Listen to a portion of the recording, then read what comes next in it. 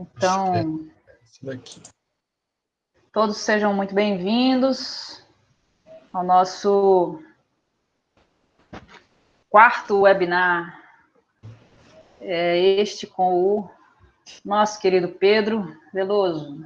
Pedro, a palavra é sua. Tá, vocês estão vendo minha tela?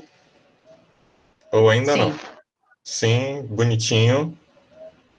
Sim, dá pra ver. Tá lá, tá. Beleza. Como eu não estou vendo, então, assim, eu peço desculpa porque eu só tenho uma tela. Alguns adendos que eu preciso fazer antes de começar a nossa apresentação. Primeiro, agradecer ao laboratório esse convite que foi feito para apresentar, agradecer a Letícia, agradecer ao Rafael pela sugestão do artigo. Bom, vocês estão vendo que a apresentação começou em inglês, ela vai continuar em inglês, mas assim, está todo traduzido. A escolha do inglês foi por dois motivos. Primeiro, porque é um artigo bem longo, mas é fácil de leitura, não tem nenhum problema quanto ao inglês em si, e de alguma forma eu queria acostumar vocês, mesmo estando na graduação, a terem esse hábito de ler inglês. Artigos acadêmicos, bons artigos acadêmicos, infelizmente, eles não são em português, são em inglês. Então, assim, comecem a se habituar a ter esse tipo de leitura, por mais que tenham uma dificuldade. Eu estou no doutorado e tenho uma certa dificuldade na leitura, mas, assim, normal, a gente vai lendo, vai aos pouquinhos. Vocês vão ver que minha apresentação, apesar de estar em inglês, eu vou fazer toda ela em português, então não tenho esse problema, não tenho essa dificuldade. Assim, caso alguém tenha problemas na leitura em inglês, não nesse artigo especificamente, mas em outros artigos, vamos conversar, vamos tentar debater aqui, porque, assim, mais uma vez, bons artigos acadêmicos não estão em português, estão em inglês. Bom, esse artigo é um artigo do Heckman com o Moço, só confirmar o nome do cara, mas é o Heckman com o Moço, ele é de 2014. Ele faz um apanhado da literatura, ele é um resumo da literatura sobre o assunto que a gente está trabalhando, que é o desenvolvimento econômico e mobilidade social. Deixa eu passar aqui para o próximo slide. Bom, como introdução, ele já joga essa informação para a gente. Pelo menos 50% da variabilidade dos ganhos de vida das pessoas, através do tempo, é devido a atributos determinados com até 18 anos de idade. Bom, a gente sabe que a infância é promovida pela família. Logo, qualquer investigação sobre como as condições na infância afetam os resultados da vida é um estudo influenciado da família. Bom, esse ensaio que a gente vai trabalhar aqui resume a literatura econômica recente sobre desenvolvimento econômico através da adolescência e do início da idade adulta, com foco em modelos simples macroeconômicos, que transmitem ideias essenciais na literatura sobre a influência na família. Esse é um outro ponto que eu não falei, mas deveria ter falado no início da nossa apresentação. Apesar dele trabalhar modelinhos macros, modelinhos econométricos também, eu deixei essa parte um pouco de lado e quis focar na literatura. Primeiro porque é um pouco difícil de entender, ela tem uma certa dificuldade, e eu acho que a gente ia perder o foco da apresentação, que é entender um pouco da literatura, que para a gente, nesse momento, é o principal. Bom, dando continuidade. Na literatura mais antiga, sobre o desenvolvimento de criança, o papel da criança era passivo, e a informação disponível para os pais se presumia ser perfeito. Os investimentos em tempo, a dedicação que os pais davam aos seus filhos era ignorado. Eles presumiam que qualquer investimento em qualquer estágio da infância fossem igualmente eficazes na produção de habilidades para adultos. O resultado de qualidade infantil do investimento familiar ia ser uma medida de escala de cognição, tais como o TERT Score, que é um SPAES, que a gente conhece como SPAES, são os testes padronizados, o Enem, e o QI, ou eles utilizam a literatura como capital humano. Essas noções de escala de cognição e capital humano eram frequentemente usadas como sinônimos.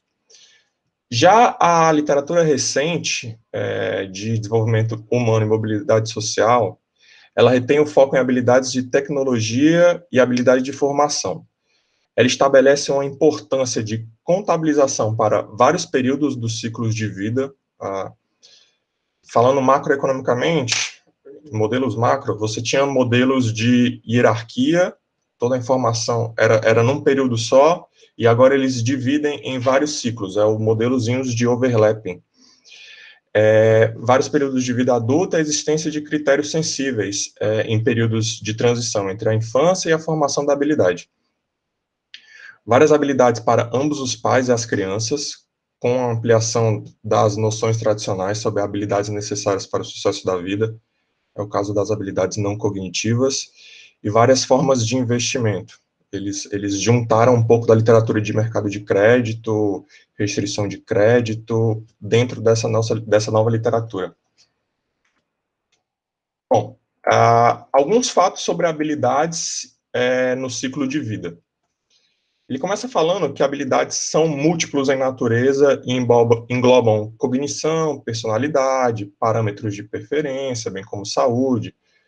Ele resume que habilidades são capacidades para agir, e ele lista uma série de habilidades. Entre elas, habilidades múltiplas, e aí ele vai citando alguns autores.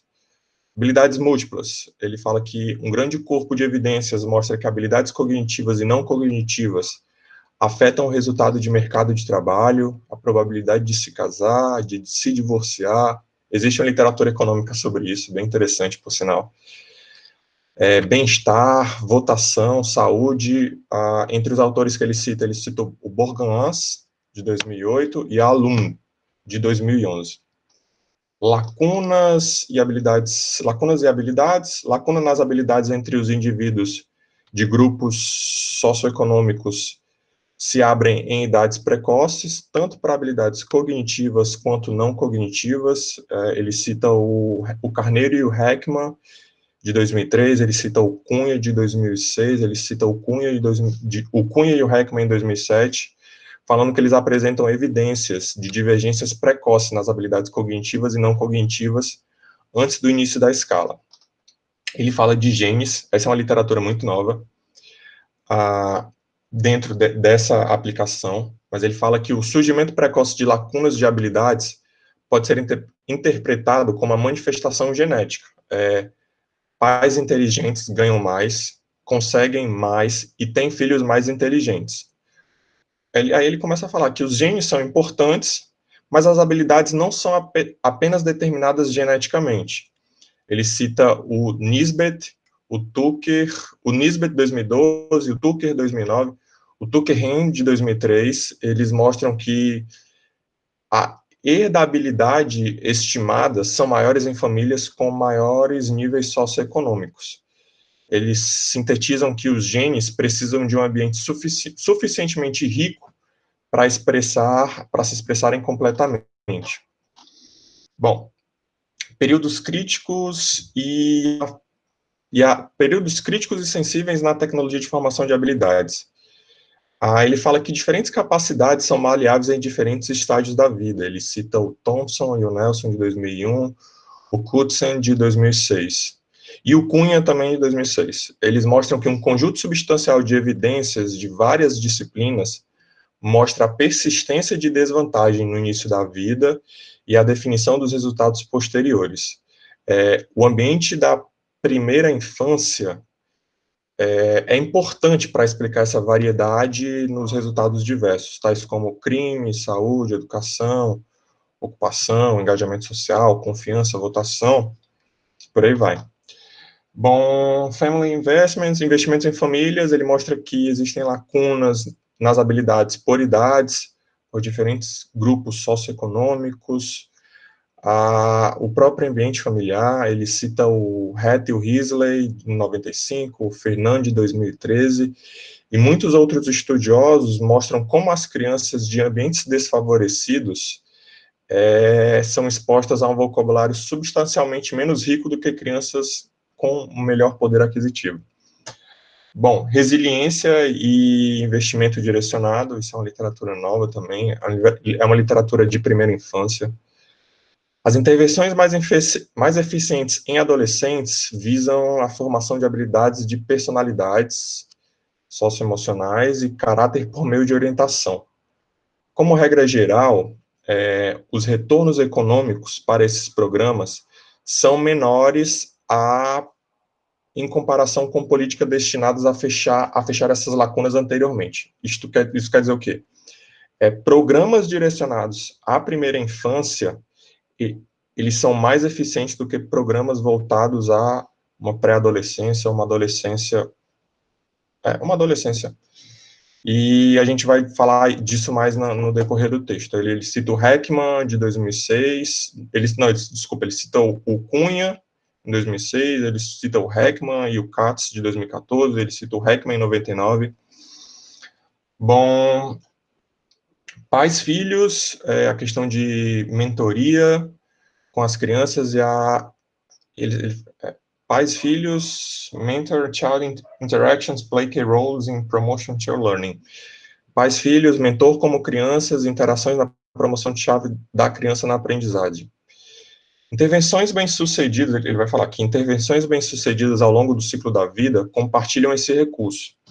Acompanhar a criança desde perto e incentivar a criança a tomar possíveis passos na frente em sua zona próxima de desenvolvimento e não fazer furo ao esse desencorajar, tornam as crianças mais independentes e com melhores decisões no futuro. High returns to early investment. Altos retornos ao investimento antecipado. Ele fala que a leitura empírica mostra altos retornos econômicos para investimentos em crianças desfavorecidas. Há evidências convincentes de que intervenções de alta qualidade direcionadas aos primeiros anos são eficazes na promoção das habilidades. A gente tinha falado um pouco anterior na questão da resiliência e investimento direcionado. Ele vai citar o Heckman e o Kautz, de 2014, que eles explicam essa evidência por complementariedade dinâmica. É algo que a gente vai trabalhar um pouquinho nesse artigo, mas caso tenham interesse, a gente cita outros artigos também. Competências, tecnologia de formação de competências e ingredientes essenciais para o modelo de ciclo de vida do desenvolvimento econômico. Eu sei que essas equações, elas assustam um pouquinho, mas assim, eu vou tentar deixá-las de uma maneira mais simples e passar por elas da maneira menos traumática.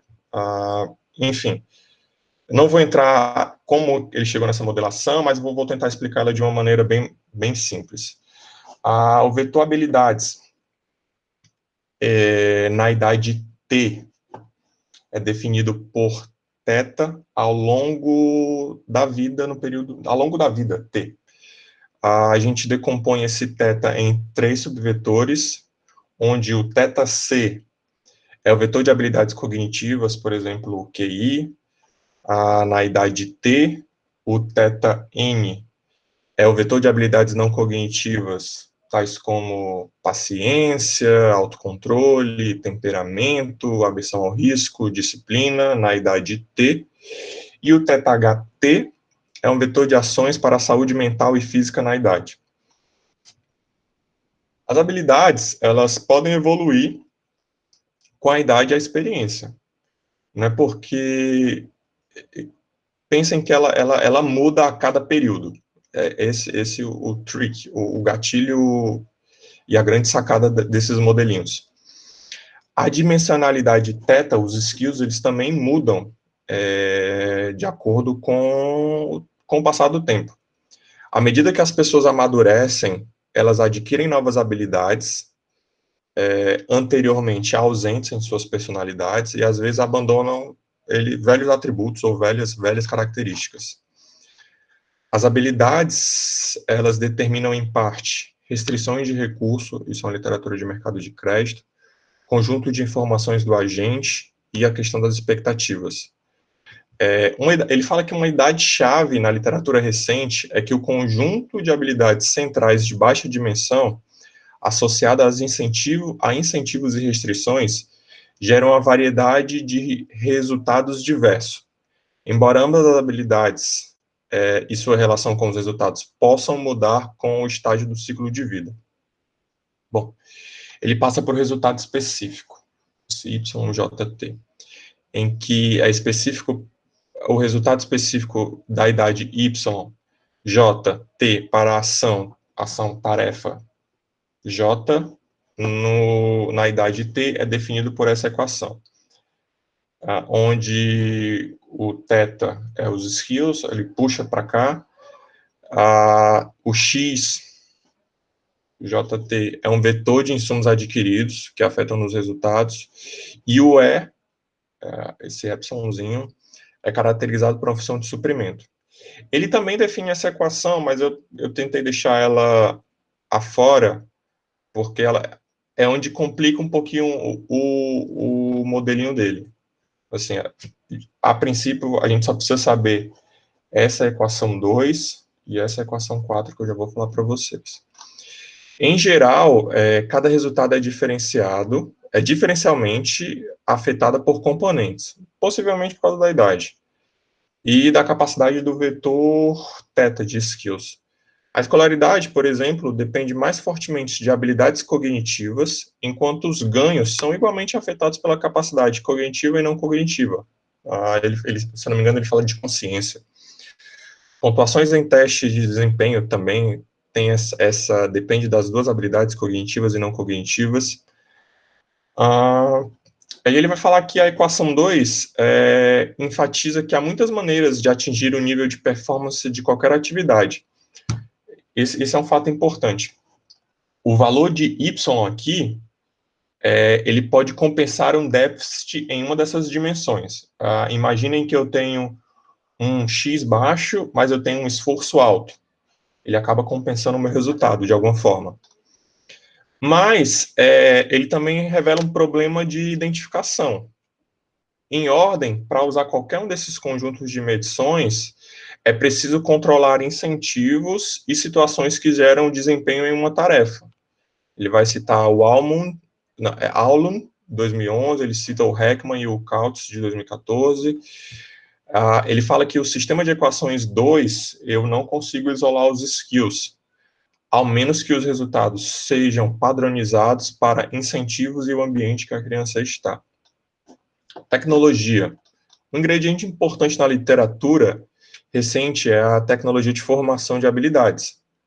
Ele fala para a gente dar uma olhadinha no Cunha, de 2007, o Cunha e o Heckman, de 2007, onde o vetor de skills, habilidades, evolui de acordo com a lei de movimento, afetada por investimentos amplamente definido como ações especificamente adotadas para promover o aprendizado e a habilidade dos pais.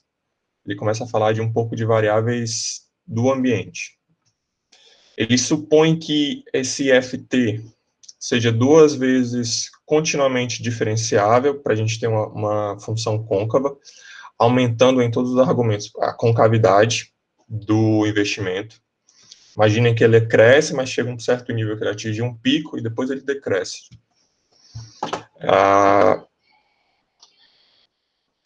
É isso. Bom, o primeiro termo da equação 4 capta 2 ideias distintas. Aqui os investimentos em habilidades não depreciam totalmente dentro de períodos, e que estoques de habilidades podem agir sinergeticamente, transversais, parciais e podendo ser positiva. Existe uma interação dentro dessas 3 variáveis. Deixa eu pensar no exemplo aqui. Por exemplo, mais elevados níveis não cognitivos de habilidades para os níveis... mais elevados níveis não cognitivos de habilidades pro níveis monte, mais elevado o nível de habilidades cognitivas. Imagine que quanto maior a minha habilidade não cognitiva, talvez seja maior a minha habilidade cognitiva. E aqui que entra o barato do artigo, que eu e o Rafa temos pesquisado, que é a complementariedade. Ele fala que a complementariedade aliada à autoprodutividade leva a um importante conceito de complementariedade dinâmica, introduzida pelo Cunha e o Heckman em 2007. Ele fala que o investimento inicial aprimora o investimento mais tarde. mesmo que o investimento inicial substitua os recursos em estágios iniciais. A complementariedade dinâmica também surge ao acesso limitado aos recursos dos pais em idades precoces por ter consequências duradouras na vida, difíceis de remediar em idades posteriores. Ele vai falar que Só voltando um pouquinho para ver se vocês entenderam. A complementariedade dinâmica, nesse caso, imaginem que a criança ela recebe muito estímulo dos pais na primeira infância. Vocês já devem ter visto aquele gráficozinho do Heckman mostrando qual habilidade as crianças vão ganhando. Imagine que quanto mais você estimula precocemente o seu filho ou uma criança, maior a capacidade dessa criança ter um desenvolvimento ou conseguir ter o maior aproveitamento. É isso que a complementariedade dinâmica fala. No caso, vamos dar um exemplo daqui de Fortaleza. Você tem um IPRED que estimula crianças, trabalha com crianças, beleza, que são crianças de baixa renda e tal, e elas já saem elas já saem atrás na largada. Mas assim, imaginem que essas crianças têm um estímulo precoce com alimentação, com outras atividades, associada a um estímulo com os pais também. Essa junção de programas entre si, num futuro, quando ela receber um programa tipo um PAIC da vida, ela vai conseguir ter um maior sucesso dentro desse programa. Imagine que são programas que se complementam entre si. A complementariedade dinâmica, nesse caso que o Heckman está falando, é que quando eu coloco um programa para criança, quanto mais cedo eu coloco, ela consegue melhor usufruir de programas futuros, quando ela está mais velha. Bom, aqui a gente pode ver também que as habilidades dos pais desempenham um papel desequilibrador, pois ela aumenta a produtividade dos investimentos. Ele fala que tem evidências no Laurel 2011, de que os pais mais instruídos, ao envolverem seus filhos, aumentam mais o valor formativo do investimento. Tipo, imaginem que eu colocar meu filho no esporte, no inglês da vida, num balé para as meninas, enfim. Eu envolver meu filho quanto mais cedo em esportes e outras atividades culturais, ele vai ter um skill T+1 maior do que as outras criancinhas. Bom, ele fala de outros ingredientes. Em adição, ele coloca... Os pais, eles podem exercer diferentes crenças sobre o bom filho de criação, e podem agir de forma altruísta ou paternalista. Ele cita o Dobke e o Zilbot, de 2012, ele cita o Vader, de 2001, ele cita o Baumrin, de 68, isso mesmo. Um modelo totalmente especificado também inclui recursos familiares amplamente definidos, incluindo pais e filhos, interações com o mercado financeiro e instituições externas. Ele inclui restrições à transferência entre gerações, restrição a transferências dentro das gerações, são restrições intra- e intergeracionais, provisão pública de investimento em crianças. Esses são os modelinhos mais tradicionais. Os menos tradicionais, mais recentes na literatura, eles incluem informações sobre as práticas parentais e orientação dos pais, a questão dos genes, a estrutura agregada dos familiares. Isso mesmo. Bom, e o que a gente enfrenta aqui? A gente enfrenta um desafio empírico, que é resolver a importância relativa das diferentes influências causais em adultos, resultados e estágios do ciclo de vida. A gente precisa entender as diferenças causais dentro desse modelinho. A gente precisa, para quando ele chega na fase adulta, a gente precisa entender os resultados e cada estágio do ciclo de vida e onde eles são mais influentes. Bom, deixa eu passar aqui o slide. Pedro, Pedro, acho que perguntar pro pessoal se eles estão compreendendo, porque para mim ficou um tiquinho confuso. Perguntar pro pessoal, mas como eu já conheço, aí eu acho que eu consigo resolver as minhas dificuldades. Mas ver se os outros estão entendendo direitinho. Beleza. Mais, pessoal. Não, eu vou perguntar isso depois que eu passar esse slide, porque é a parte mais confusa do trabalho. Putz, mas aquela parte lá, eu acho que é fundamental para entender qualquer outra coisa na frente, cara. Mas, assim, tudo bem. Beleza, então beleza. Alguém tem alguma dúvida? Peraí, deixa eu voltar aqui para ver se eu consigo ver vocês. Alguém tem alguma dúvida? Por favor, falem, se manifestem, porque eu não os vejo.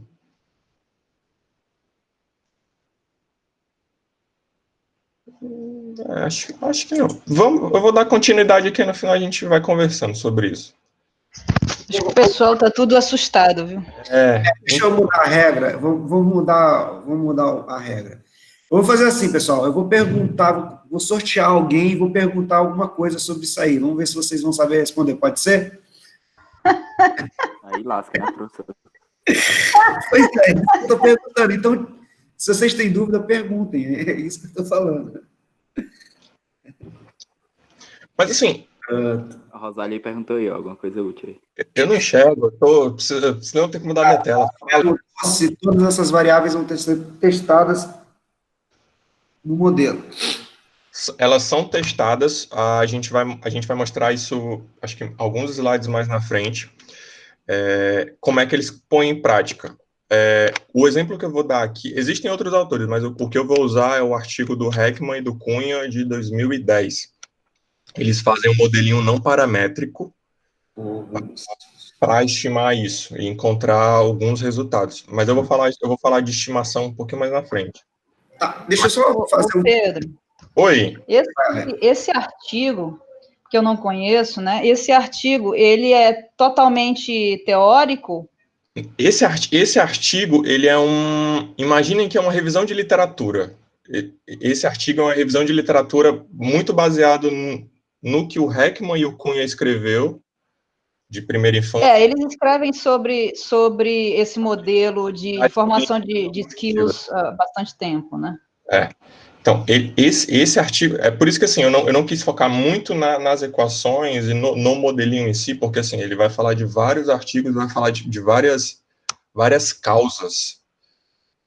Mas, assim, o ponto aqui, acho que o ponto principal é entender que eles vão estimar isso de alguma forma. No caso, o Cunha e o Heckman estimam de uma maneira não paramétrica, eles fazem uma equaçãozinha, um modelinho macro, a gente pode dizer que é um modelinho macro, micro, fundamentado. Mas, assim, eu acho que o principal desse artigo é entender como é que funciona uma função de produção para a educação, para o desenvolvimento econômico, para o desenvolvimento humano, e entender quais os componentes e o que agrega nesse sentido. Tem uma literatura tradicional. Deixa eu só fazer um pequeno adendo rapidinho, só tomar 4 minutinhos seu, tá? Só para dar um pouco de história da economia da educação, tá? Assim, a economia da educação, ela surge lá nos modelos na década de 60, com um grupo de professores falando que as pessoas estudam porque elas estão realizando um investimento na vida delas, então elas estão objetivando ganhar um salário no futuro, certo? E aí elas vão investir na carreira dela, na vida delas. Então, a educação, ela era vista dessa forma mecânica, né? Ou seja, as pessoas querem, na verdade, é o salário, e o salário é obtido através da educação. E aí teve um desenvolvimento grande, inclusive as principais equações econométricas que a gente estima no mercado de trabalho, por exemplo, que são as equações misserianas, e para quem não sabe o que é uma equação misseriana é uma equação que você tem como o Y, o que você está querendo explicar é o salário, e você coloca coisas associadas ao capital humano como dependentes, né, para você explicar como educação, experiência e tal, então surge uma literatura a partir daí. Um pouco depois disso, vem um outro grupo de pesquisadores falando que, não, as pessoas não estudavam porque elas queriam investir na vida, mas porque elas queriam sinalizar que possivelmente elas teriam algum tipo de habilidade. Esses são os modelos de sinalização, e a gente, inclusive, discutiu eles na aula no webinar passado, quando o Armando falou um pouco deles também, certo? Dos modelos de sinalização. A ideia é assim, eu vou conseguir um diploma no ensino médio porque eu vou dizer, olha, eu sou em tese melhor, tenho mais habilidade do que um cara que não tem um diploma de ensino médio, certo? Então, você também teria uma atitude finalística para a educação. O Heckman e o Cunha, Flávio Cunha, que é brasileiro, trabalha um pouco com o Guilherme também, esse Flávio Cunha e o James Heckman, eles deram um passo além, certo? Então, eles criaram um modelo na qual o resultado, ele era dependente não diretamente da educação ou do investimento da educação, mas na forma como você adquire habilidades, certo? E essas habilidades, como está esse teta aí que o Pedro mostrou aqui, ó, aponta aí, Pedro, aqui o teta T. Pronto, eles são divididos, né, mas essa é uma divisão didática, não necessariamente tem que ser assim, né, dividido em habilidades cognitivas, habilidades não cognitivas e habilidades, características associadas à saúde, certo? Habilidades de saúde, tá? Mas, enfim, há uma discussão se essa é uma conceitualização correta, mas isso não é. Então, a ideia do Cunha e do Heckman ao invés da pessoa investir para ter um resultado no final, a pessoa investe para adquirir suas habilidades. E a forma como essas habilidades são adquiridas é essa funçãozinha que está aí do lado. Essa funçãozinha θ mais 1 aí. Ou seja, a habilidade no futuro, o tempo T mais 1, certo? Ela é função de alguma coisa, e esse alguma coisa é a habilidade que você adquiriu no passado, são o investimento, o esforço que você faz na sua vida para você adquirir essas habilidades e o investimento que o seu pai, seus pais fazem para você adquirir essas habilidades no futuro, tá? É importante dizer que essas habilidades, não necessariamente, elas vão dar um retorno no futuro, tá? Essas habilidades, o retorno da habilidade no futuro, ela vai depender dessa outra equação aqui, 2, certo? Então, o cara que investiu na habilidade de fazer curso de datilografia, bom, perdeu o seu tempo, porque curso de datilografia hoje não é mais remunerado no mercado, tá? Então, você adquire habilidades, projetando que essas habilidades vão, de alguma forma, ser remuneradas no mercado de trabalho, mas isso não necessariamente vai acontecer, tá? Então, essa é hoje, talvez, a principal forma que os economistas, certo? Visualizam como que os indivíduos adquirem habilidades, certo? E como que essas habilidades resultam em resultados no futuro da vida deles. Então, aqui, por exemplo, tem explicação de desigualdade de renda. Desigualdade de renda é baixo investimento, pais que não investem nos filhos porque não têm, de fato, condições, filhos que não adquirem habilidades que não vão ser remuneradas no futuro, e isso causa distorção na desigualdade. Pobreza também está envolvido aqui. E vários outros elementos que aparecem no mercado de trabalho, que a gente estuda no mercado de trabalho, vem dessa formulação aqui, certo? Dessa aquisição de capital trabalho humano, certo? Obtenção de capital humano, tá? Então, esse é o último nível, né, do desenvolvimento. Até agora, né? Claro, outras coisas podem vir na frente. Pedro, só mesmo um adendo só para dar uma amarrada. Não, relaxa, beleza. Agora que eu vou precisar do teu adendo, agora. Bom, ele faz ele traça um esqueletinho necessário, ele traça um esqueleto necessário para definir a parentalidade como investimento. Ele, usando como base os artigos do Flávio Cunha, de 2007, do Flávio e do Heckman, de 2007 também, ele apresenta essas equaçõezinhas aí. Não se assustem, a gente não vai focar nelas. Bom, esse modelo que ele apresenta, ele é estendido à tradicional literatura de acumulação de capital humano e investimento dos pais. A gente remete ao Gary Becker, em 86, ao Lurie, em 81. Mas a diferença é que ele aceita múltiplos períodos de investimentos produtivos, a complementariedade dinâmica no processo de acumulação de habilidades e a incorporação de transições familiares com mercados financeiros. O modelo é deliberadamente simplificado, mas assim, não é tão simplificado, podia ser mais simples, com habilidade escalar e investimento pré-representada nessa seção 4 que a gente está vendo.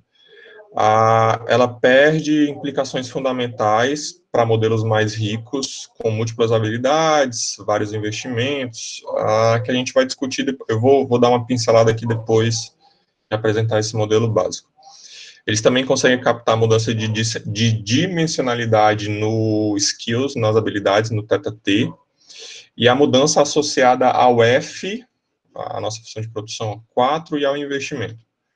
Bom, ele resume o problema da parentalidade. Assim, ele vai explicar o que cada um dentro desse modelinho, ele vai explicar o que cada um quer dizer.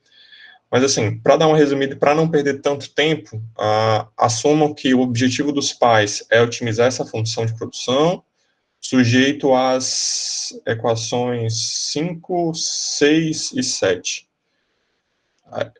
Eu não sei em que semestre vocês estão, mas, assim, isso daqui é os modelinhos de otimização de micro, que a gente vê em micro 1, micro 2.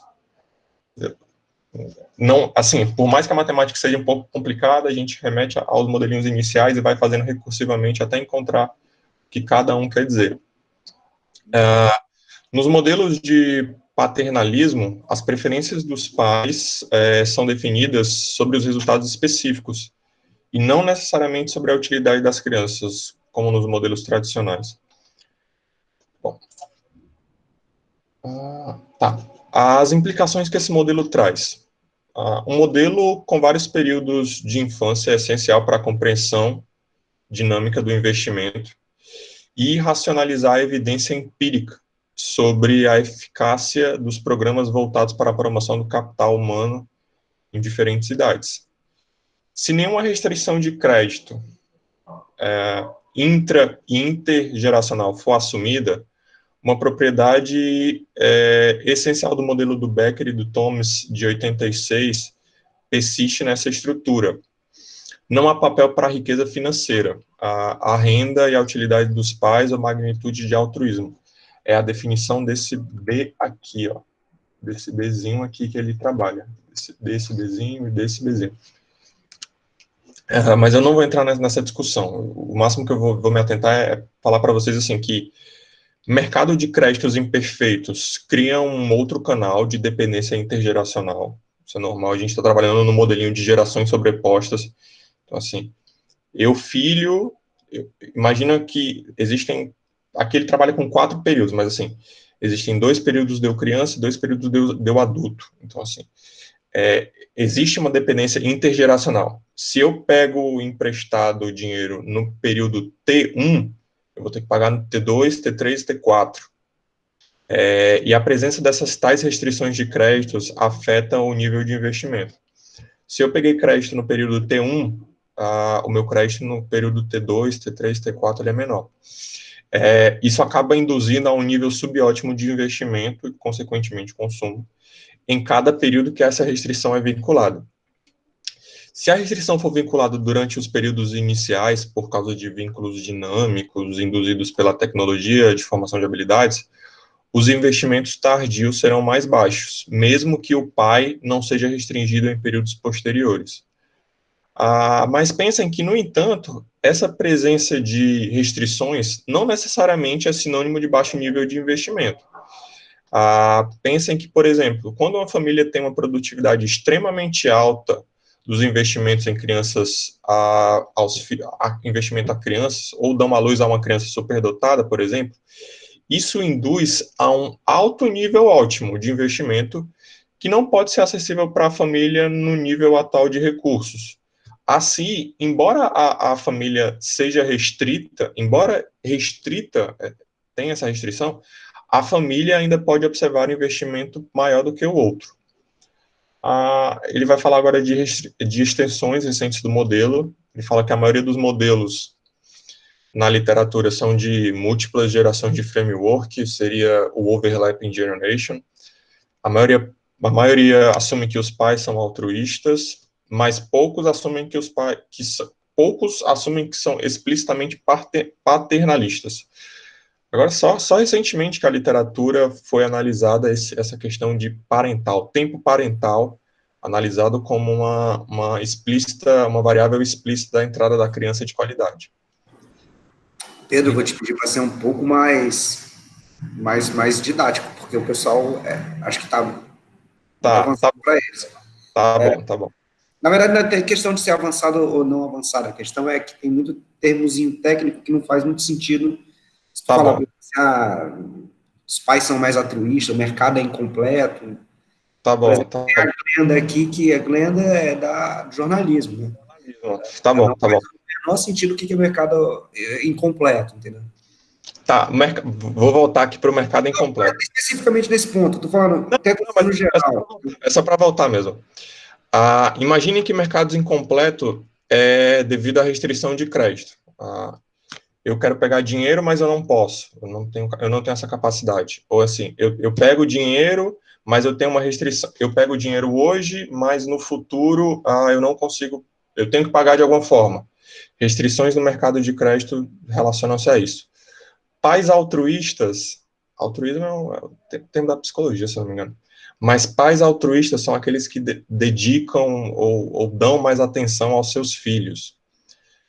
Mas, assim, não necessariamente um pai altruísta de dedicar tempo, os modelos mais antigos, o altruísmo é colocar numa escola, enfim, o altruísmo é a questão desse cuidado. Não necessariamente é o pai dar mais tempo à criança, o pai sentar com a criança e fazer a tarefinha dele, ou o pai dedicar tempo à criança. Só recentemente que essa literatura de paternalismo, de tempo dos pais com as crianças, ele foi analisado como uma qualidade. A maioria dos modelinhos antigos, ele analisa o investimento inicial a depender das habilidades dos pais. Imaginem que, acho que eu devo ter falado isso anteriormente, mas imaginem que a literatura mais tradicional fala que pais mais inteligentes ou que ganham mais, os filhos saem na frente. Os modelinhos tradicionais, eles assumem isso como algo exógeno. Deixa eu ver o que mais que eu posso falar dos modelos. Uma coisa importante que ele fala aqui, que praticamente toda a literatura, isso é uma literatura legal também de estudar, falam que eles definem os modelos como sendo de filhos únicos. Tá? Eles definem a fertilidade como exógena. E a decisão de ter filhos como exógena. Mas a gente sabe que, apesar de ser endógeno, assim, apesar de ser exógeno, no caso, ter um filho, acontece, mas, assim, existem uma programação existem casais que vão programar, ter um filho mais tarde, um filho mais cedo, enfim, e eles associam isso ao mercado de crédito. Eu vou falar isso um pouquinho mais na frente. A maioria desses modelos, eles assumem famílias monoparentais, existe um pai, eles não separam o tempo do pai e o tempo da mãe, e essas características de tempo de pai e tempo de mãe são irrelevantes. A minha monografia, ela tentou trabalhar um pouco disso, separar o tempo que o pai e o tempo que a mãe dedicam aos seus filhos. A gente encontra na literatura que as mães dedicam mais tempo para os filhos, se eu não me engano era cerca de 16 a 20 horas semanais, enquanto os pais dedicavam de 4 a 8 horas. E o quanto isso afetava na vida da criança. Em algum dos últimos modelos, os investimentos, investimento financeiro, eles são tratados como escalares. Eles são só jogados lá de alguma forma, endógena ou exógena, enfim, eles jogam dentro desse modelo. Eles parametrizam isso de alguma forma. Bom, como eu estava falando, os modelos da literatura, eles ignoram essa interação entre pais e filhos no processo de desenvolvimento. Como eu falei, a interação dos pais é de alguma forma, não é que seja de alguma forma, mas é de muita importância. Eles tratam uma criança, esses modelinhos que ignoram essa interação, Eles tratam a criança como um ser pacífico, um ser passivo, de alguma forma, cujas habilidades são conhecidas pelos pais. Os pais transmitem essas habilidades e é isso, assumem isso de alguma forma. Fertilidade considerada exógena, como eu estava, ele vai falar aqui da fertilidade. Imaginem que os pais podem tentar cronometrar sua fertilidade para equilibrar a presença da criança, seja dentro da vida e do contexto social de trabalho, seja na questão de investimentos monetários, seja na questão de tempo. As pessoas hoje, acho que antes de ter um filho, casais normais, não sei, mas elas fazem todo um planejamento. Não, um filho agora vai ser legal nesse período, porque eu vou estar em transição de trabalho, eu vou estar mais tranquilo no trabalho. Enfim, o motivo para evitar essas restrições, e eles relacionam isso com a literatura de crédito.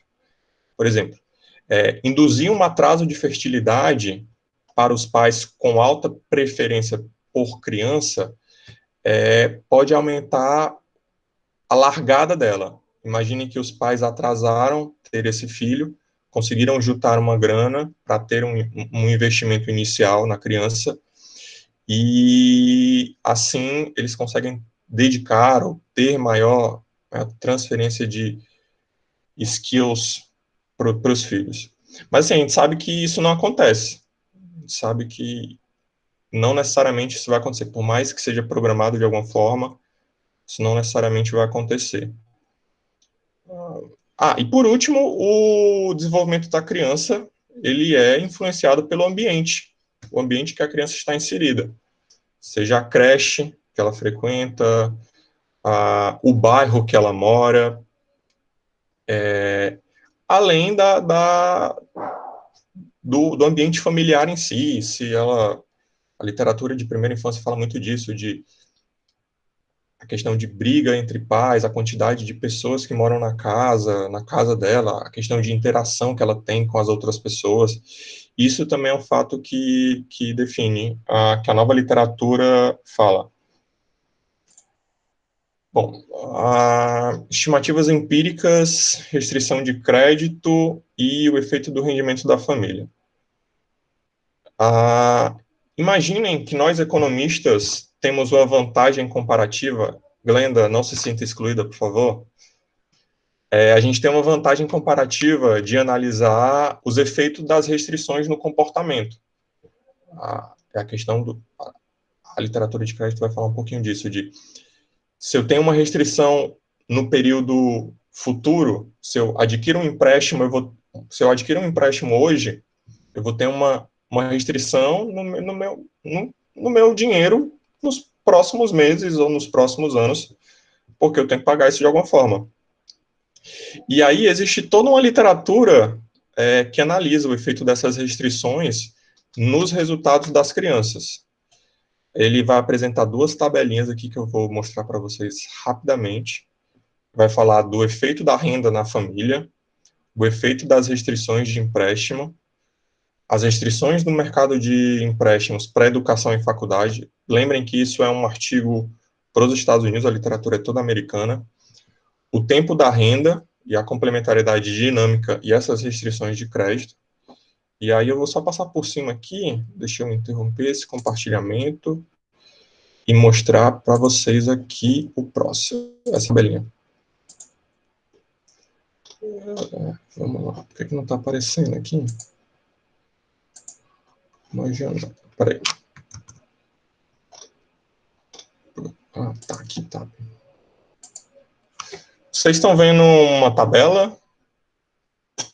Dê um alô aí, oi, grito. Tá dando pra ver. Tá muito pequenininho. Tô vendo a tabelona assim. Eu vou dar zoom, relaxa. É só para ver se... Mas dá para ver, sim.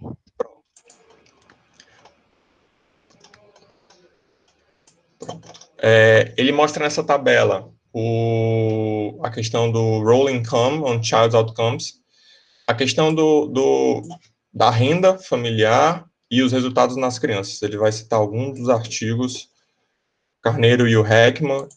Isso é um negócio que, quando vocês forem escrever, quando vocês forem fazer sua monografia, suas monografias, façam isso ajuda muito o trabalho da gente.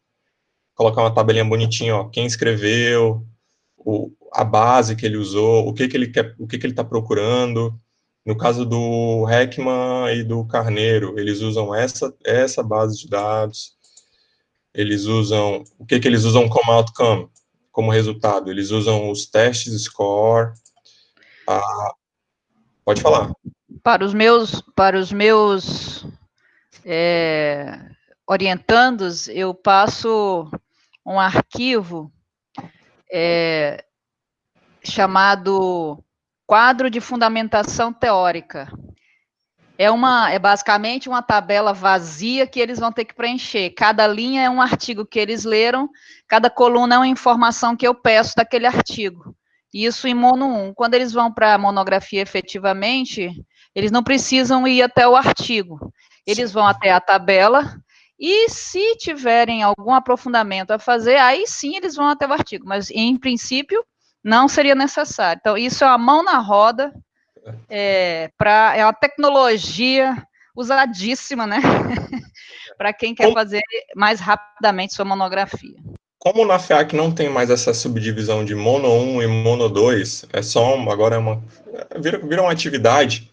Assim, na hora que vocês começarem a estudar, a ler e tal, façam isso, porque isso é uma puta mão na roda, isso economiza muito trabalho, tanto para você, porque imagina que você lê um artigo no início do seu trabalho, precisa puxar ele para o final.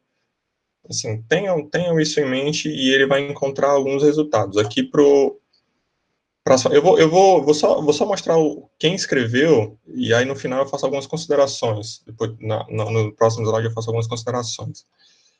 Você vê que tem uma literatura antiga, você tem de 2002, 98, você tem de 2012, você tem 2011, e lembrem que são várias... Os Estados Unidos é bom por causa disso, eles têm várias bases e vários complementos. PSID, o NLS I79, aqui eles fazem um estudo randomizado, enfim, existem várias bases, o ponto aqui é mostrar que existe uma literatura muito ativa. Deixa eu passar. E aqui, aqui é um resumo da literatura para restrição de crédito. Você tem o 2001, 2004, 2012... E aí, deixa eu fazer algumas considerações sobre esses artigos aqui. Só um minutinho. Deixa eu voltar. Aqui, interromper. Coitado dos bolsistas, deve estar matando os bichinhos. Não é assim não, a economia é mais legal, tá, pessoal? Porque essas coisas é meio doida mesmo. Vocês estão vendo minha tela de apresentação? Acho que sim. Sim. Beleza. Aqui era a tabelinha, só porque ficou ruim. Deixa eu voltar aqui. Só fazer um resuminho aqui. Bom, a literatura sobre restrições de crédito e renda familiar mostram que quanto mais alto os recursos dos pais, em termos gerais, quanto maior a facilidade de crédito, do pai adquirir crédito, ou a questão de renda, isso promove um resultado na criança. Isso vai no desenvolvimento da criança de uma forma geral. No entanto, a literatura existente, ela ainda não faz uma clara separação dos recursos dos pais, assim, quanto que o pai tem, dos pais e as variáveis ambientais, a questão do ambiente que a criança está inserida, e o investimento parental, o tempo que a criança dedica, o tempo que o pai dedica à criança em si, esses estudos ainda não foram feitos. Existe um gap dentro da literatura. Deixa eu passar aqui. Bom, estimativas estruturais de respostas comportamentais à política pública. O autor, ele já passa para um outro ponto. E ele fala que, assim, os artigos que ele estudou, poucas conclusões emergem dentro desse contexto, mas elas são óbvias. Os autores, eles estimam diferentes modelos sobre diferentes pressupostos no seu financiamento. 4 fatores emergem da literatura. Primeiro que o subsídio ao investimento dos pais são mais eficientes em termos de custo para melhorar os resultados adultos de crianças com escolaridade ou renda, quando fornecido nos estágios iniciais. Vai falar do Cunha do Heckman, do Lochner. Enfim, o ponto é,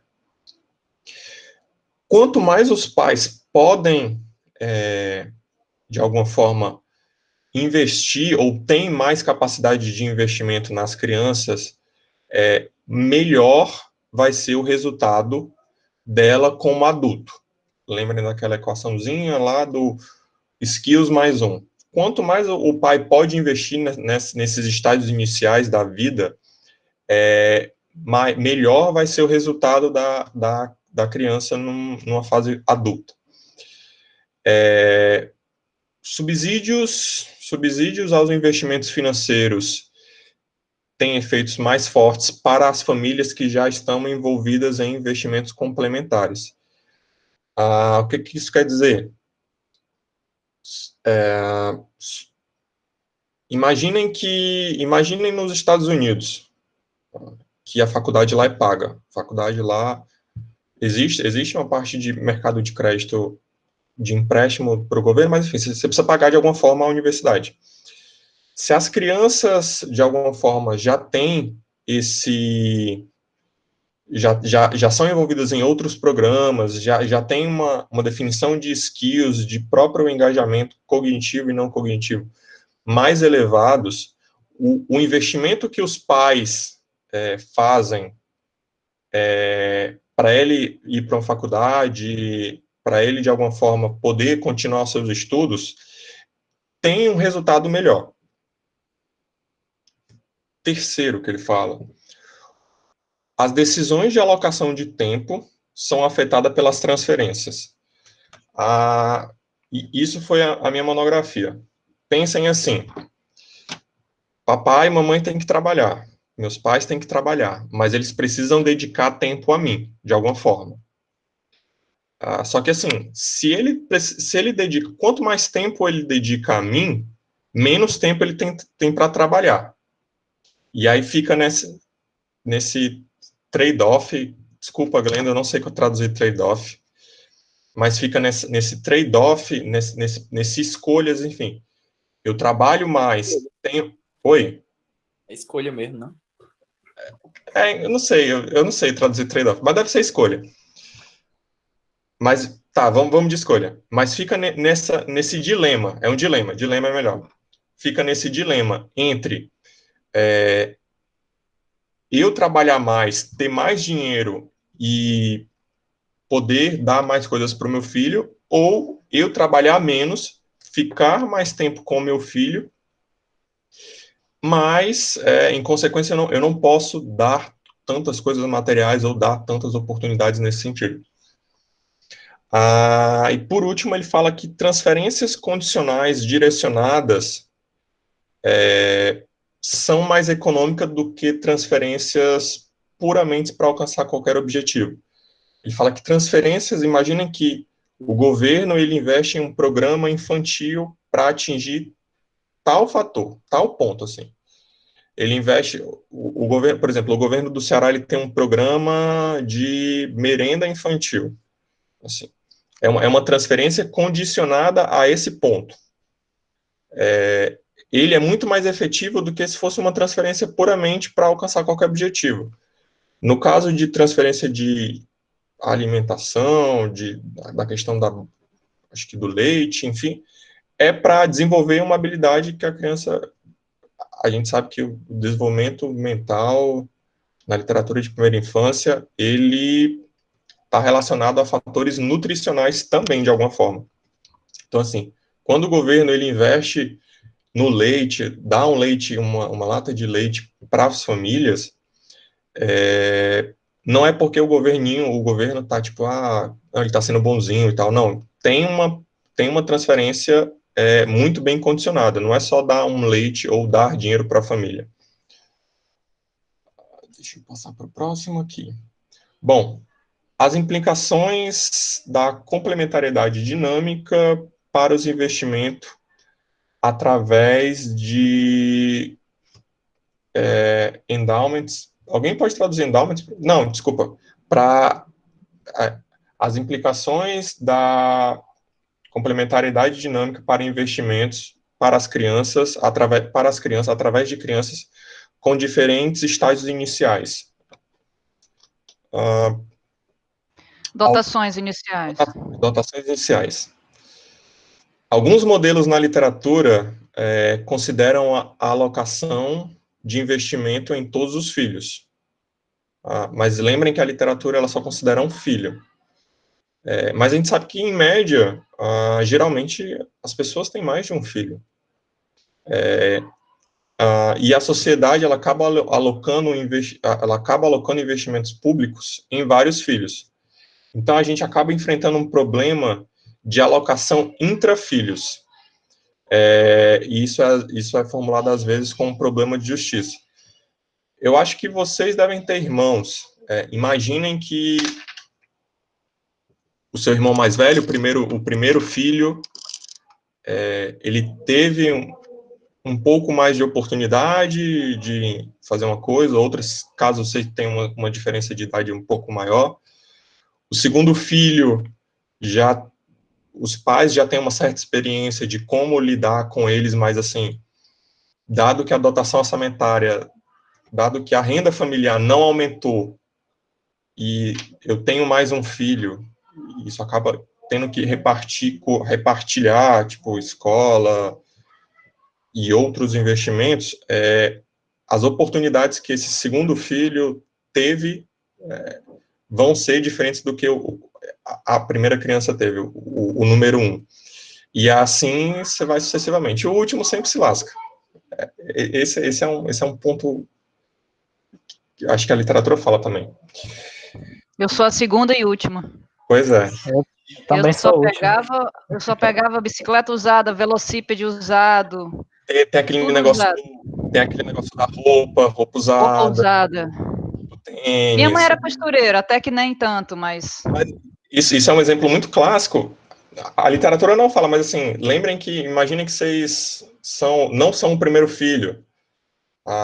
E vamos para livro escolar, material escolar. Não sei se vocês estudaram em escola pública ou particular, mas eu vou assumir que o primeiro filho teve um livro bonitinho, lá, zero bala, novinho, livro, porra.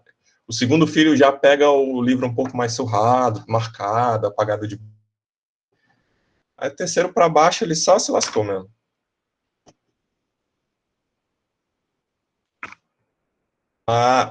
Pronto, alguém fez essa pergunta sobre como eles fazem esse modelo dinâmico e como é que eles usam essas variáveis. Bom, como é que eles operacionalizam a teoria?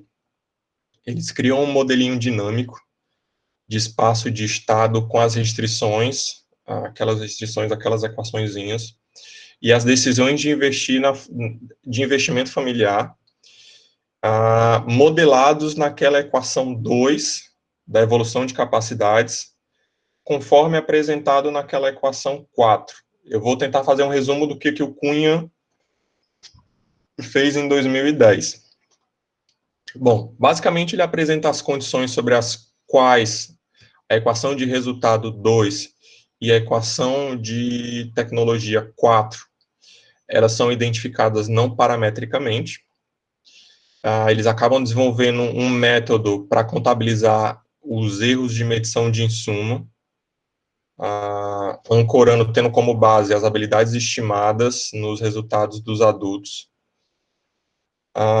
E eles contabilizam a endogenicidade do investimento. O investimento sai... Imaginem que o investimento, aquele I da função 4, ele sai internamente de dentro das funções. Eles desenvolvem uma metodologia para mensurar o erro do modelinho, e o Heckman, em 2013, como eles trabalham juntos, desenvolve e aplicam estimadores de mínimos quadrados, que é o modelinho mais, acho que é um dos modelinhos mais simples de econometria. Para implementar isso, ele é de fácil implementação, usando fatores lineares para estimar as equações para aqueles resultados. Equações que eu falo, essas daqui, ó. Deixa eu voltar aqui. Ele usa um modelinho de métodos quadrados para estimar isso daqui. Ele vai jogando aqui dentro.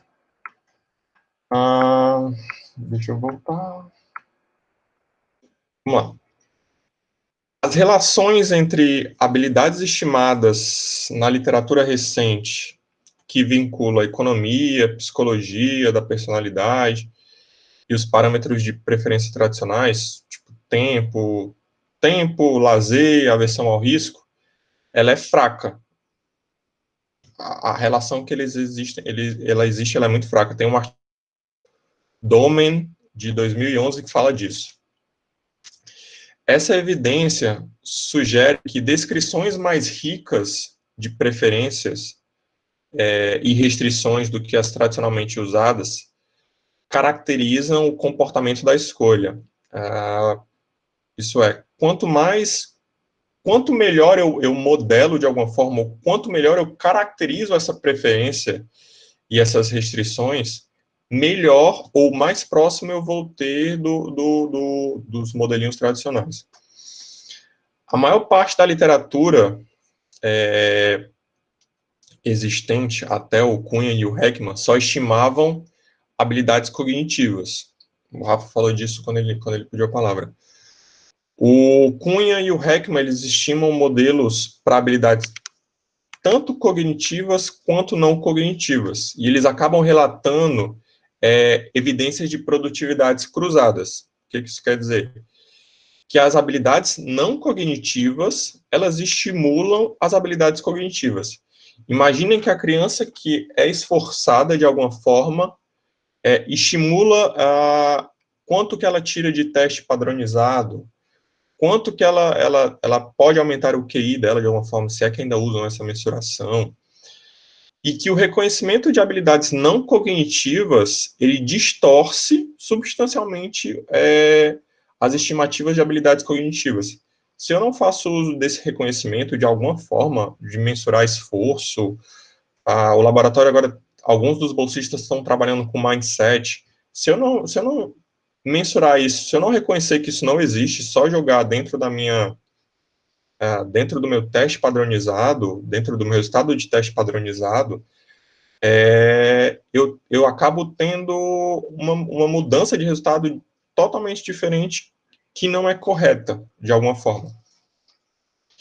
Resumindo, os achados da especificação mais geral, de alguma forma, até o momento presente, é que do Cunha e do Heckman, é que eles estimam um modelo com 2 estágios de infância, nascimento até os 4 anos, mais tarde dos 5 aos 14, e das habilidades cognitivas e não cognitivas com essas habilidades, com medidas de habilidades ancorada nos resultados.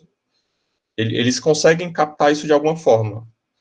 Agora eu vou entrar numa parte meio técnica, mas, assim, o modelo explica 34% da variância da escolaridade.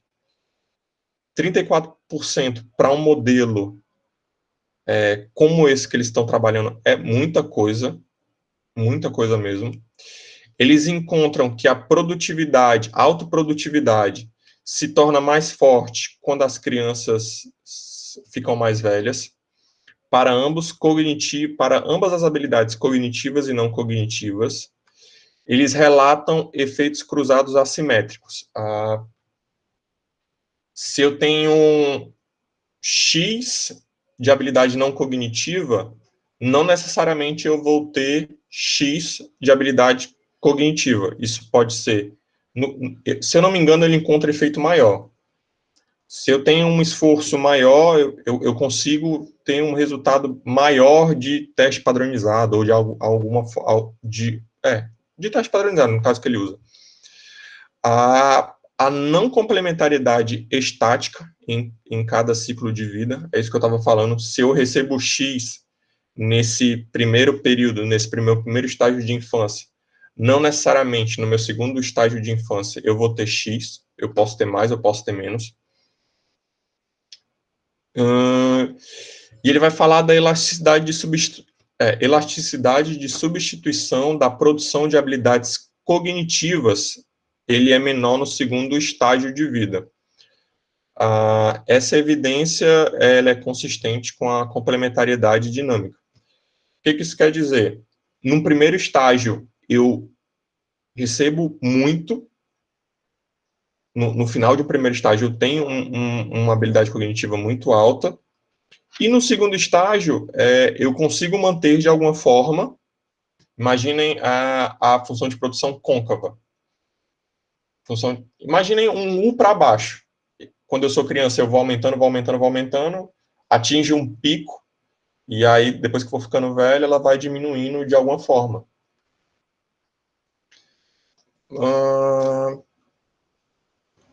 As habilidades cognitivas que você está falando, né? Habilidades cognitivas. As não cognitivas, elas são crescentes, mas elas ainda continuam sendo diferenciáveis em segunda derivada. Bom, deixa eu passar aqui para o próximo, que ele vai falar um pouquinho mais dessa interpretação da literatura de intervenção. Ele encontra 3 padrões marcantes. O primeiro que intervenções muito cedo na infância tem mais... Alguém quer falar alguma coisa? Não. Tem mais follow-up, no sentido de tem mais continuidade em comparação a intervenções em adolescentes ou em adultos. Segundo, que avaliações de programas para a primeira infância, quando a gente fala de primeira infância, pode ser até os 6, pode ser até os 4, depende da qual escala que você vai usar. Elas tendem a medir habilidades cognitivas e não cognitivas, além de uma variedade de resultados na vida adulta. Terceiro, é que a seleção de crianças para intervenções precoces geralmente depende das escolhas dos pais, enquanto os adolescentes decidem se vão participar ou não. Imaginem que a criancinha, para uma intervenção, por exemplo, para uma intervenção no IPRED, que é o que a gente tem, o pai precisa participar de fato. Precisa levar a criança, precisa ter um engajamento maior. Agora, para um aluno, para um adolescente participar de um curso profissionalizante da vida, ele decide se vai ou não. Se ele quiser ir, se ele não quiser ir, é uma escolha já do adolescente. Bom, ele encontra 3 principais descobertas. O primeiro que, apesar das intervenções muito precoces, antes de 3 anos, melhorarem o QI de uma maneira duradoura, imaginem, no final da apresentação eu mostro para vocês o gráficozinho do Heckman, a curva do Heckman. De maneira mais duradoura, consistente com a evidência de que a primeira infância, e isso é de fato consistente, de que a primeira infância é um período crítico para o desenvolvimento cognitivo. Segundo, programas voltados para adolescentes, para adolescentes desfavorecidos, são menos eficazes do que programas para intervenções precoces.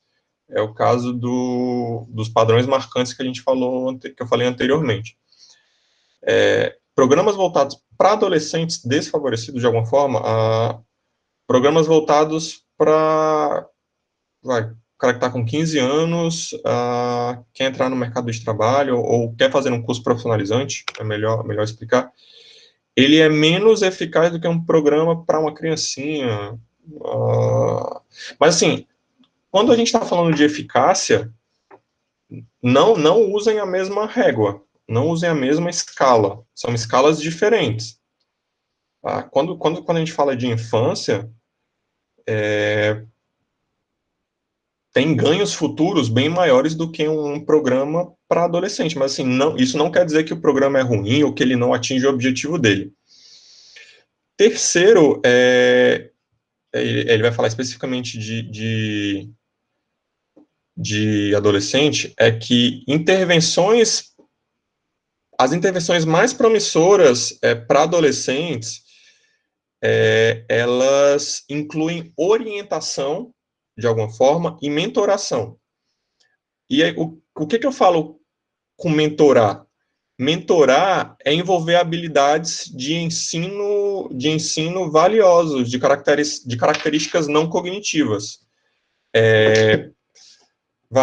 Nos Estados Unidos, aqui também tem, mas é aquele acompanhamento psicológico que você faz, acho que na 9ª série, no final do ensino médio, no final do ensino fundamental para o ensino médio, de definir algumas características que você quer, definir algumas personalidades, de mostrar para você que você precisa, de alguma forma, ter um maior engajamento, desenvolver de alguma forma essas habilidades cognitivas. A eficácia desses programas de orientação, ele é consistente com as evidências sobre a importância dos pais e da interação de apego que nós falamos um pouco anteriormente.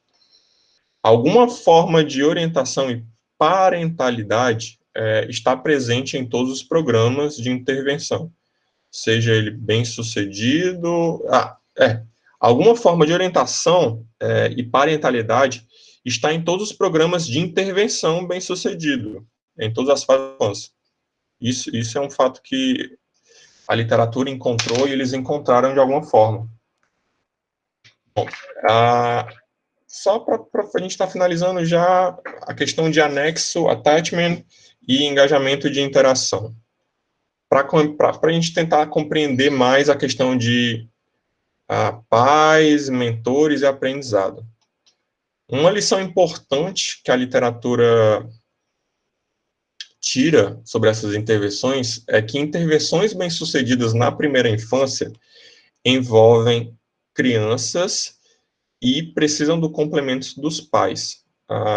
Eles acabam gerando uma interação entre pai e filho positiva e sustentada, que duram após o término das intervenções. Ele fala que o investimento precoce, administrado por um eficaz programa, estimula o investimento parental contemporaneamente. O que isso quer dizer? Que por meio de uma complementaridade entre pais, habilidade dos pais e investimento, aumenta o impacto de qualquer intervenção.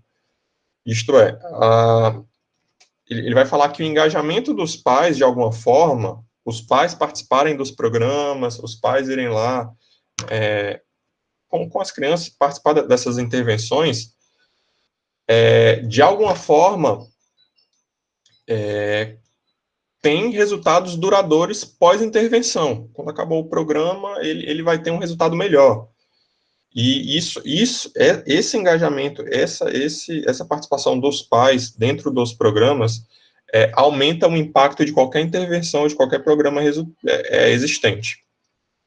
Bom, alterar o curso, as respostas dos pais à intervenção, as respostas parentais à intervenção. Alterar o curso do investimento e do envolvimento dos pais com a criança durante e após os anos pré-escolares, de certa forma, amplia o alcance de qualquer intervenção, pois os pais acabam nutrindo ou dando maior atenção aos seus filhos durante essa infância. Em várias dimensões, esses programas aumentam o investimento dos pais, dos membros dos grupos tratados durante o curso dessa intervenção. Os pais tiveram opiniões mais positivas sobre os pais e seu papel na formação do caráter de habilidades de seus filhos. Pensem que a gente está trabalhando num programa infantil, pensem que quando você está trabalhando num programa como esse, você não está trabalhando só a criança, você está trabalhando o pai também. E aí alguns estudos vão mostrar que eles também entrevistam os pais, eles vão mostrar que, assim, os pais, eles acabam, no final das contas, eles acabam tendo a noção da importância dele, o papel dele na formação do caráter e na formação das habilidades do seu filho. Bom, as atitudes dos pais dentro do ambiente doméstico também melhoram de alguma forma, pois eles acabam dedicando o maior tempo aos seus filhos. O Rafa que o diga aí, que tá cuidando da filhota aí, tá fazendo todo esse trabalho de maior interação com ela. Dá trabalho não, dá trabalho não. É investimento, Investimento.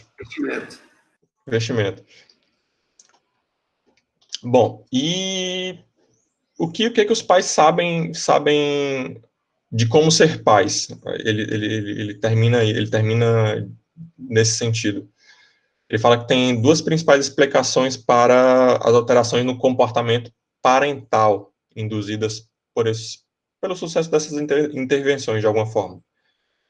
Primeiro, que a intervenção aumenta as habilidades da criança, e isso, por sua vez, induz a uma mudança de comportamento nos pais.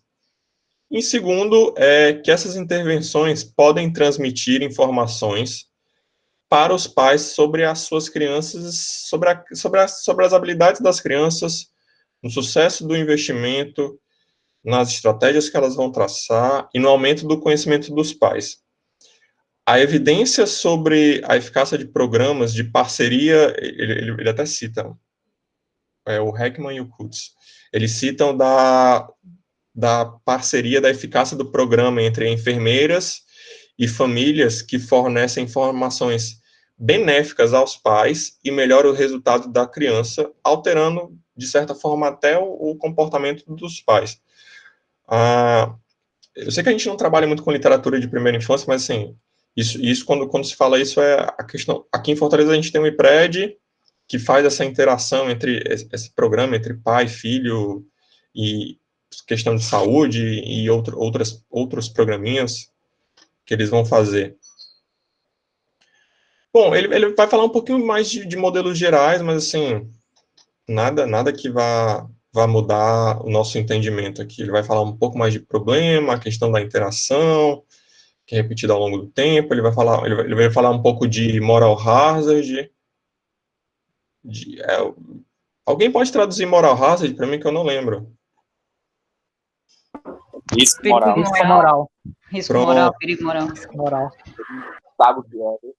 Isso, ele vai falar um pouco dos modelos mais gerais de interação. Aí tem um risco moral, você tem a própria interação que é repetida ao longo do tempo, enfim, acho que nada que vá acrescentar na gente. Bom, como sumário e review, ele vai falar que o artigo ele revisa a literatura recente e investiga as determinantes e as consequências das ações e os ambientes dos pais no resultado das crianças. A literatura recente é baseada em modelo de múltiplas gerações, os overlapping generations, com múltiplos períodos da infância e da vida adulta. Ele enfatiza que a dinâmica de formação de habilidades no centro da literatura, na formação de habilidades, no centro da literatura, estão os conceitos de complementariedade dinâmica, multiplicidade de habilidades, períodos críticos e sensíveis para as diferentes habilidades. Ele vai mostrar mais ou menos isso. Ele fala que em ambientes familiares, durante os primeiros anos, e parentalidade são determinantes críticos para o desenvolvimento humano, porque elas moldam, de alguma forma, a vida e as habilidades base. Os autores que a gente estudou aqui são vários, estabelecem condições sobre as quais é socialmente produtivo para investir nos primeiros anos das crianças desfavorecidas. Investimento em criança, principalmente desfavorecida, é sempre um bom investimento. Essas condições são apoiadas pela evidência na literatura, e se essas intervenções corretivas não se essas, mas essas intervenções, se for feito intervenções corretivas em estágios posteriores, não nessa primeira fase, nessa primeira infância, eles são geralmente menos eficazes, principalmente se visarem o QI. Intervenções destinadas a adolescentes desfavorecidos podem ser eficazes se o alvo reforço for a questão da capacidade não cognitiva, a questão da mentoria, de orientação de alguma forma, por aí vai.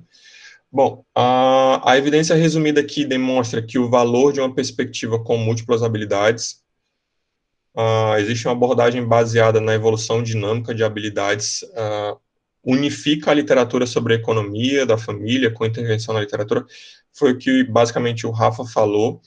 A gente teve uma evolução na dinâmica dentro desses modelos, e hoje eu acho que, não é que virou consenso, mas é algo que, assim, hoje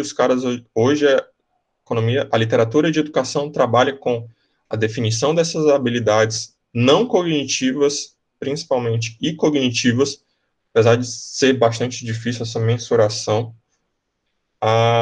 Deixa eu ver mais o que mais. Existe um papel...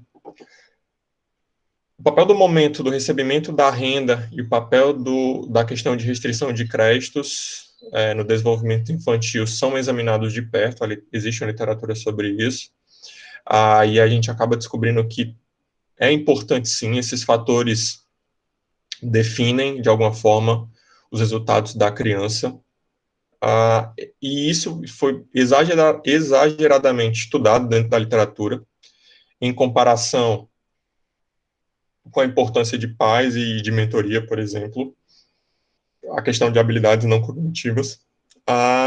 É improvável que as transferências de dinheiro não direcionada sejam eficazes para a promoção de habilidades para as crianças. Você só jogar dinheiro para a criança e, tipo, toma dinheiro, ou então o governo fazer uma política de tá aqui, é dinheiro, constrói, mas assim, se não for de fato direcionada, elas não são eficazes para o desenvolvimento dessas habilidades. E por último, ele fala que tutoria, parentalidade, interação humana são temas unificadores de estratégias bem-sucedidas para o desenvolvimento de habilidades ao longo de todo o ciclo da vida. Vai falar que os estudos da interação pai-filho como um sistema emergente é uma abordagem promissora para o desenvolvimento humano. Intervenções eficazes no início da vida promovem mudanças benéficas na paternidade. É isso. Deixa eu... Antes de acabar, eu sei que é complicado, esse é um artigo longo, é um artigo de quase 80 páginas, ele faz um review do que é a literatura. Desculpa se eu usei muito termo técnico, desculpa se foi uma apresentação técnica, enfim, desculpa. É isso, se vocês têm alguma questão, alguma dúvida, falem, estou aqui, o Rafael pode ajudar, a professora Alessandra também pode ajudar, e é isso.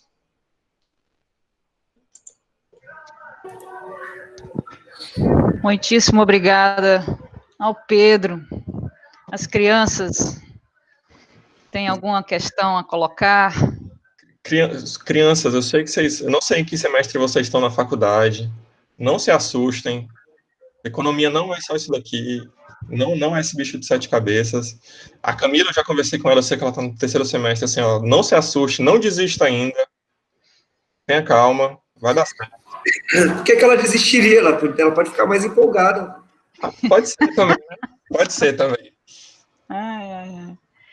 É um modelo que tem um arcabouço teórico já trabalhado há bastante tempo pelo Cunha, pelo Heckman, tem outros autores aí, então você tem Overlap Generation, você tem você tem os estágios críticos, né, das crianças, onde você não pode perder o timing de investimento, você tem a complementariedade de investimento, então é uma série de variáveis, por isso que ele fica um monstrengo, assim, quando o Pedro pinça as equações e joga no slide, assusta qualquer um, né? Mas o importante é que cada uma daquelas coisinhas ali tem uma intuição, né? Tem uma explicação, e aquilo ali é transformado na matemática. A matemática é só uma ferramenta, né? Só um detalhe, né? O importante é a intuição da coisa. Vai, Rafa. É que, assim, apesar de estar matematizado, ele é simples, né? A ideia é bem simples, né? Ou seja, a educação, ela é construída ao longo do tempo, depende de quantos pais investem. Ela não é só nota alta, que o aluno tira na sala de aula, tem outras características que são muito importantes também. E existem, a forma como a educação é criada, a gente não sabe, né? Como que essas habilidades e a educação do pai, os investimentos que são feitos, a gente não sabe, ou seja, aquela função lá que o Pedro botou, ela é desconhecida a priori, e as coisas podem interagir entre, tanto no mesmo período, ou seja, pode ser que você tenha uma interação entre indivíduos com alta habilidade, com persistência, mas tenha baixo desempenho cognitivo, essas coisas interagem de uma determinada maneira e dão um resultado. De outra forma, também você pode ter interações ao longo do tempo, que é o que é chamado de complementariedade dinâmica, ou seja, investir mais cedo no aluno, no estudante, né, pode facilitar uma dificuldade que ele venha a ter, ou pode fazer com que ele, no futuro, ele tenha mais facilidade para aprender outras coisas. Então, é só entender que, para a gente, a educação ela é produção, é produzida, né, e depende daqueles fatores, e que existem milhares de maneiras de você combinar aquelas coisas ali e gerar um determinado resultado. Não sei se vocês estão escutando ao fundo aqui a música de criança, mas é porque, enfim, né? Estou investindo aqui na paternidade. Paternalidade. Mas basicamente a ideia é bem simples, é bem tranquila de entender. Bom, se ninguém tem mais nenhuma dúvida, senhores, muito obrigado pela apresentação. Daqui a 15 dias, eu espero que a professora Zilane apresente. Letícia, eu preciso falar contigo. Conversei com o Rafa já, mas tem uma amiga minha que trabalha com Mindset e eu meio que joguei para ela essa bucha de apresentar Mindset para vocês. Se ela se disponibilizou, a gente pode marcar depois com ela, de ela fazer uma apresentaçãozinha legal para a gente, aqui só para a gente mesmo, o que é Mindset, o que ela trabalhou na monografia dela, o que ela tem trabalhado hoje com Mindset no mestrado. Enfim, a gente vai conversando sobre isso depois. Tá certo, depois a gente acerta direitinho. Tá bom. Dito isto, podemos encerrar, ninguém tem mais dúvida. Muito obrigado a todos. Ale, quer encerrar, Ale? Valeu, Pedro. Foi massa. Valeu, senhores. Desculpa a falta. Faz tempo que eu não sento para dar aula e tal, mas vai melhorando. Que é isso, rapaz, pare de pedir desculpas. Você contribuiu aqui, abriu um caminho aí, provavelmente, de curiosidade sobre essa área. Tem uma parte de educação infantil, que a Letícia está um pouco mais envolvida agora, e que outras pessoas, né, outros bolsistas podem querer se envolver também. Então, é bem válido todo o esforço para encaminhar as nossas crianças. Fala, Zé, você vai falar? Não, só agradecer mesmo. Ah, beleza. Então, pronto, eu dou por encerrado, vou parar, interromper a gravação.